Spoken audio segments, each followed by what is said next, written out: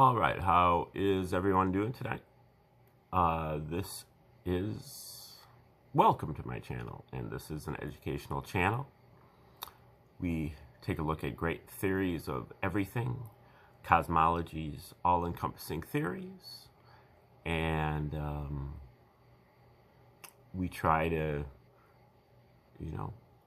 parse them out and figure out the best way to use them for our own edification, our formation of a holistic worldview, our paradigm shifting, our awakening to 5D consciousness.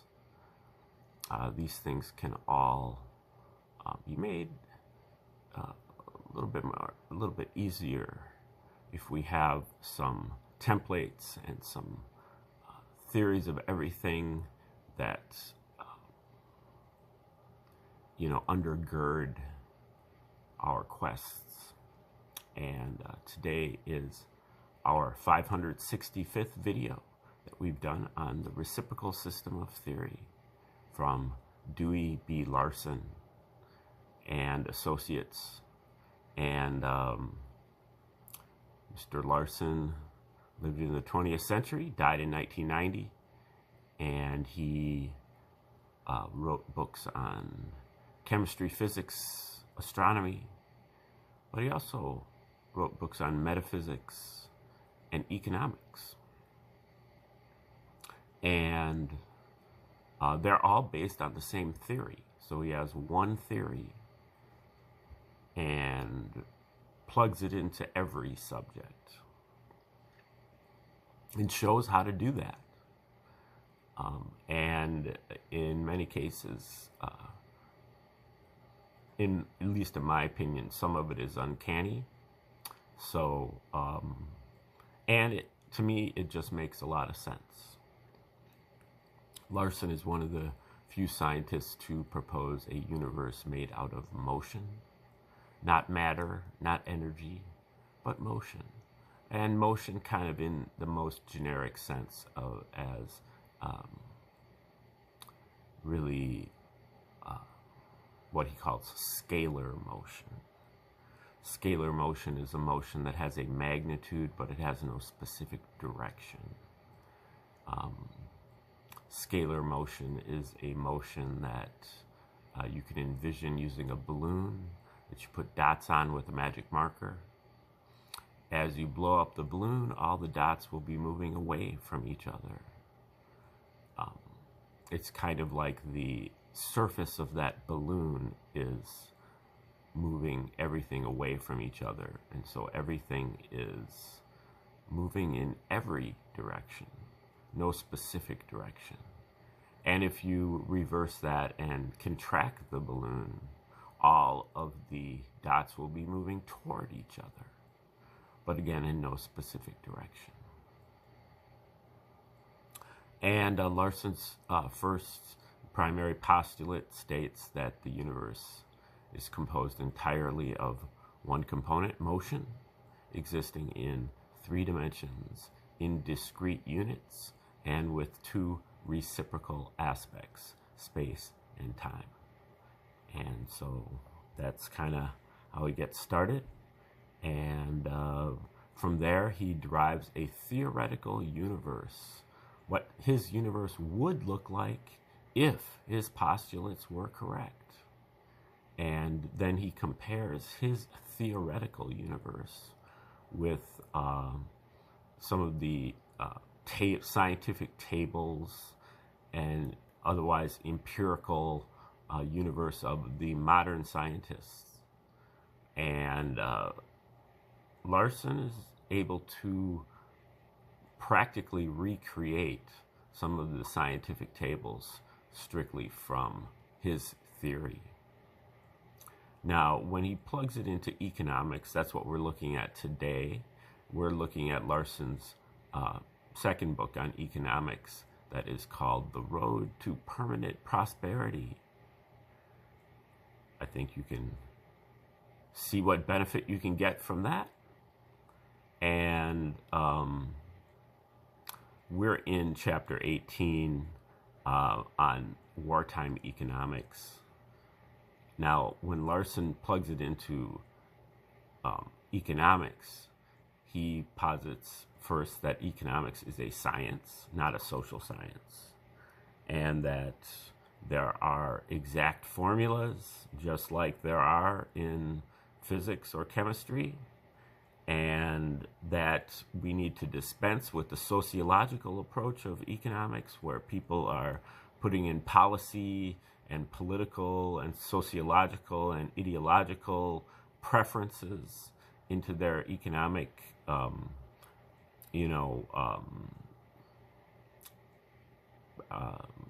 prescriptions, and that first you have to construct an economic system that is based on reality. And just like if you're building a house, it has to comply with the laws of physics. And then you can worry about the sociological stuff. But first it has to comply with the laws. And some of the basic laws, work or starve. You have to produce something.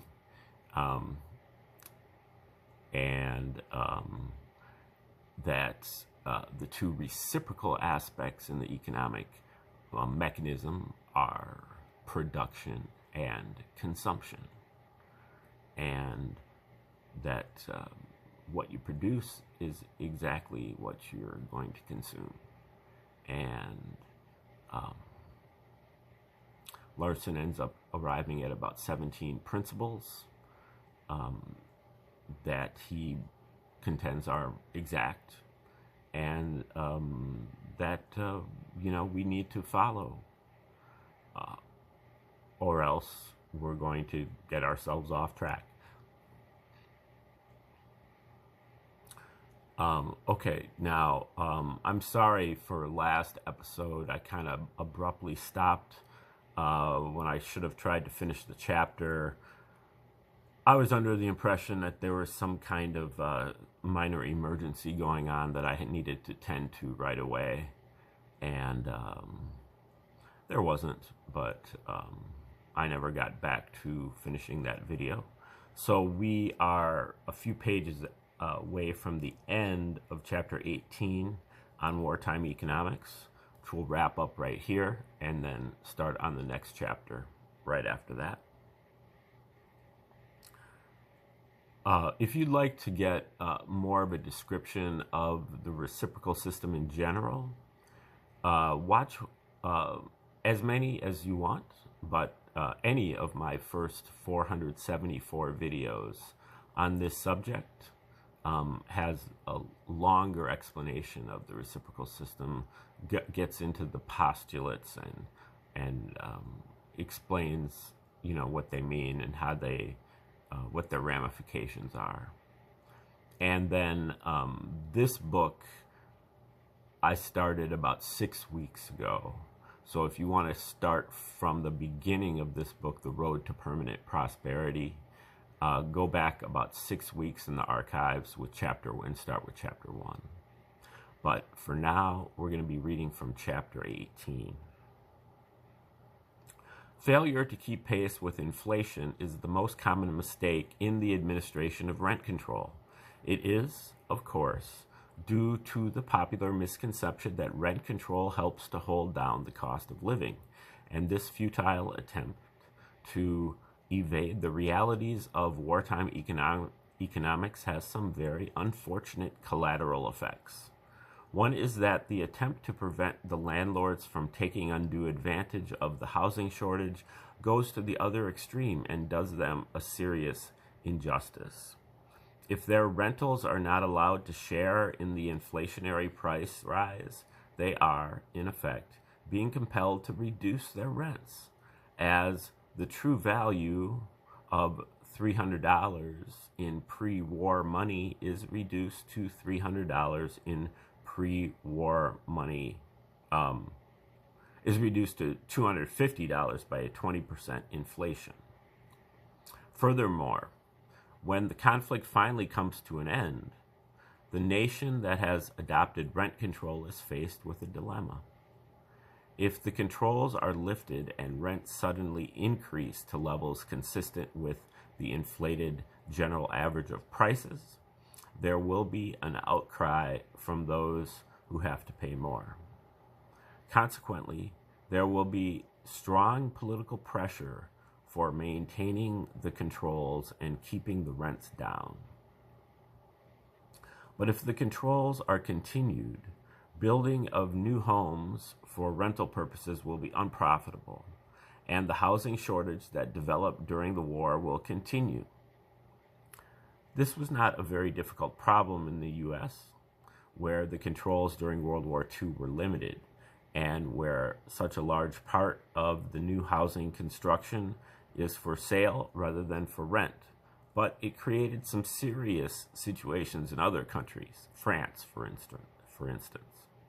In the words of a European observer quoted by Samuelson and Nordhaus, quote, "Nothing is as efficient in destroying a city as rent control, except for bombing."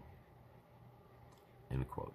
The best way of handling the price situation during a war is to prevent any inflation from occurring.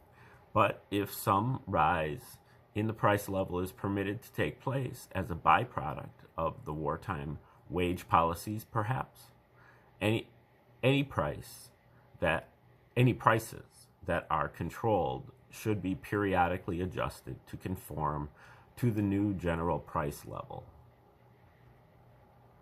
There is a rather widespread impression that price control did have an effect in holding down the cost of living during the two world wars.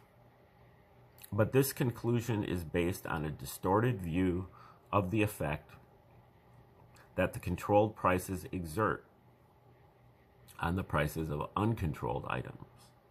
As indicated in the statements quoted in the discussion of the wartime price of sugar, it is widely believed that an increase in some prices tends to cause increases in other prices, and that controls over some prices therefore hold down the general price level. Such a viewpoint is clearly implied in Moulton's assertion that the regulating agencies in due course performed a national service of first importance in pegging prices at substantially lower levels. But his own statistics show that during the 13-month period to which he refers, the price level of uncontrolled commodities rose 25%. Furthermore, the inability of the price indexes upon which the inflation statistics are based to reflect the kind of indirect cost increases that are so common in wartime or under other abnormal conditions is notorious. This, the BLS index, does not include, this is a quote, "This index does not include or make sufficient allowance for various intangibles, such as forced trading up because of shortages of or deterioration of low-priced lines, general lowering of quality of the merchandise, and elimination of many of the conveniences and services connected with its distribution," say the analysis of the Department of Commerce.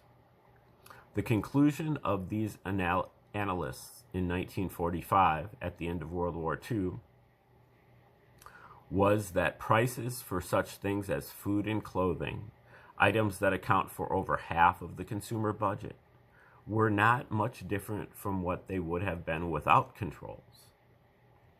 The statistical evidence definitely corroborates the conclusion which we necessarily reach from a consideration of the flow of purchasing power. That is, holding down the prices of specific items simply raises the prices of other goods, while at the same time it introduces economic forces that work directly against the primary objective of the control program. We get nothing tangible in return for putting up with the absenteeism, the unpenalized inefficiencies, the padded personnel in plants, the upgrading for pricing and downgrading for quality and service, the queues, the bottlenecks, the misdirection of resources, the armies of controllers and regulators and inspectors associated with suppressed inflation. The only way in which, that's a quote, and that's the end of the quote. The only way in which prices can be held at the equilibrium level, the level established by production costs, is to prevent any excess of money purchasing power from reaching the markets. If price control measures accomplished anything at all toward holding down the general price level during the wars, which is very doubtful, particularly in view of all of the waste and inefficiency that they fostered, this could only have taken place indirectly by inducing consumers to spend less and invest the savings in war bonds or other government securities. Whether or not any such effect was actually generated is hard to determine, but in any event, there are obviously more efficient and effective methods of accomplishing this diversion of purchasing power from the markets. Price control for the purpose of holding down the cost of living is a futile and costly economic mistake at any time, whether in war or in peace. Okay, that is the end of chapter 18, Wartime Economics. We're going to start up here with chapter 19, which is called Who Reaps the Harvests? Those who consider the subject matter of the preceding chapters thoughtfully can hardly fail to be impressed with the extent to which economic errors have been due to looking only at individual details rather than visualizing each situation in its entirety. As in so many other fields of human endeavor, we have been unable to see the forest because of the trees so close around us. The worker who realizes that it would be easier to make both ends meet if his wages were increased naturally jumps to the conclusion that all workers would be benefited by raising all wages. But we know both from theory and from a wealth of actual experience that no such benefit results. The theorist who observes that the increase in demand for a particular commodity that results from a decrease in price concludes that the demand for all goods could be increased by cutting all prices. But we have found that the total effective demand is limited by the amount of purchasing power created through production of goods and cannot be increased by any kind of price juggling. The collectivist finds that by getting on the government payroll, he can gain an exemption from natural economic laws and can pursue his visionary claims untroubled by the necessity of producing results commensurate with the cost. So he proposes to solve all economic problems in the same happy and carefree manner by bringing everything under government control. But we know that a higher authority than our national administration has decreed that man must first produce that which he wishes to consume. And we cannot all transfer our share of the burden of production to someone else. The economic patent medicine vendor sees that particular groups of individuals clear up all of their difficulties as if by magic if they can just get a subsidy from the government. So he proposes to eliminate all economic difficulties by subsidizing everybody. But the realities of economic life are not so easily evaded. All of these misconceptions and many more of the same kind stem from the same cause, a failure to recognize that the situation as a whole is governed by limitations, which the individual can escape if he is able to transfer his burdens to someone else. Before concluding this presentation of fundamental economic theory and beginning a discussion of the application of that theory to present-day problems, it will be advisable to review the facts with respect to another of these misconceptions, one that will come up in connection with several of the practical measures that will be considered. The subject in question, the division of the products of the economic system among the major claimants, is not only important from a technical standpoint, but also needs to be clearly understood for the sake of creating a better spirit of cooperation between two important segments of the economy, the suppliers of labor and the supplier of the services of capital. When we look at the conditions surrounding an individual enterprise, we find that a part of its income is used to meet miscellaneous expenses, and the balance is available for division between those who furnish the labor and those who supply the capital services. On the face of it, therefore, it would seem that there is a direct conflict of interest between the workers and the suppliers of capital.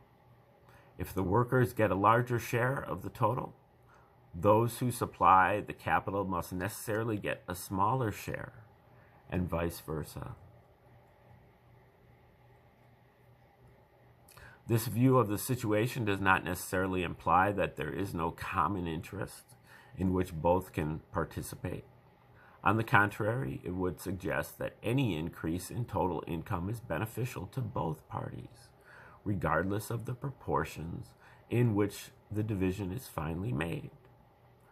But it does definitely indicate that the rewards of the workers and the suppliers of capital will be materially affected by their relative economic and political strength. This is part of the basic philosophy of the labor unions. It is the contention of the unions and of the economists who adopt the view of organized labor that labor has, on the whole, been exploited and has not received a fair share of the products of its efforts. By a combination of political and extra-legal coercive measures, the unions have acquired a very substantial economic power, and they claim credit for most, if not all, of the improvement that has taken place in wage standards in the last few decades. The fundamental economic principles set forth in the preceding pages make it clear that this viewpoint is completely erroneous. Exact analysis shows very definitely that for the system as a whole, capital costs are independent of wages, and all efforts of the labor unions or anyone else to increase the general level of real wages at the expense of the suppliers of capital and to secure a larger proportion of the total value of production for the wage earners are futile. The division of the product between wages and capital costs is fixed in total by factors beyond the control of either the employers or the labor unions, and no amount of negotiating or forcible action by either party can alter this proposition. Here again, the trees have been preventing a clear view of the forest. The true situation is the same as in the case of a subsidy. If one individual gets a subsidy from the government, he prospers, of course. But it is clear that this gain is made at the expense of the rest of the community. And if we subsidize everyone, there is no gain for anyone. Similarly, one individual or one group prospers by getting a wage increase, but any increase in wages necessarily causes an increase in the price level, regardless of what, if anything, business firms may try to do in the way of holding the line. Consequently, the consumers, the general public, pay the bill. A wage increase for everyone is like a subsidy for everyone. There is no gain to anyone. This does not mean that the labor union efforts to secure higher wages are useless to the particular workers involved. On the contrary, the economic status of each member of society is as much a matter of relative advantage within the group as it is of the true level of prosperity. In the continual ebb and flow of economic life, it is necessary for everyone to maintain a jealous watch on his relative standing in order that he may not lose the benefit of a rise in the general standard of living by a lowering of his relative position. Labor unions can improve the wage position of their members by extracting concessions from the employers, which are ultimately reflected in the prices paid by consumers in general. However, the contention of the unions that they have increased the general level of wages by forcing employers to pay a more equitable proportion of the total national income in wages is 100% wrong. The general level of wages, including salaries, professional earnings, wages of the self-employed, etc., cannot be altered by this internal struggle for advantage. The increases that have taken place in the general level of real wages have been due entirely to increased productivity. If union labor improves its relative position, it does so at the expense of other groups of workers. The average wages of the suppliers of capital services have not been and cannot be affected by any arbitrary change in money wages.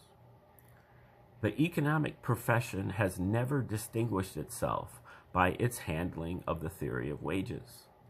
The earlier economists held to the viewpoint that wages would tend to become stabilized as a bare subsistence level.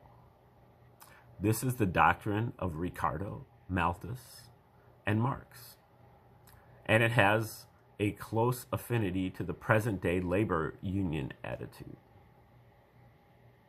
Unquestionably, the great majority of the workers believe that if all legal and extra-legal restraints were removed, employers would drive wages down to the lowest possible point, the subsistence level, in order to secure maximum profits. Modern economic thought has centered largely on the marginal productivity theory, which in essence explains the wage level as being established by the productivity of the marginal worker, the last worker the employer can afford to hire before reaching the point of unprofitability. As J.R. Hicks explains, quote, "The theory of the determination of wages in a free market is simply a special case of the general theory of value. Wages are the price of labor, and thus, in the absence of control, they are determined, like all prices, by supply and demand." End quote. But those who have attempted to make a practical application of this theory have found that the situation is not as simple as Hicks would have us to believe. In order to make a supply and demand theory of wages workable, some additional assumptions must be made, and great difficulty has been experienced in formulating any plausible hypotheses. Dale Yoder tells us that many assumptions about wages are so far-fetched, so distant from reality, that the usefulness and applicability of available theory are drastically limited. And he sums up the existing situation in these words: while there is no lack of hypotheses that seek to explain how wages are determined, evidence supporting such hypotheses or contradicting them is meager. The fundamental fallacy in all present-day wage theories is that they assign the dominating role in the establishment of wage scales to the employer. In the subsistence theories, the employer drives wages down as far as the restraints imposed upon him will permit. The leeway for discretionary action is somewhat curtailed in the marginal productivity theory, but it still sees the employer as having the whip hand over the wage situation, except to the extent that his prerogatives are forcibly limited. Here again, the theorists have fallen into the error of assuming that the conditions which govern the part also apply to the whole. It can easily be demonstrated both theoretically and statistically that the employers have no control at all over the general level of real wages, in spite of the unquestioned ability of an individual employer to take a hand in the establishment of money wages in his own industry. This is exactly the same situation as that which prevails with respect to prices. Individual producers can modify their own sales prices to a certain limited extent, but as was shown in Chapter 10, the general price level is determined by factors that are entirely beyond their reach.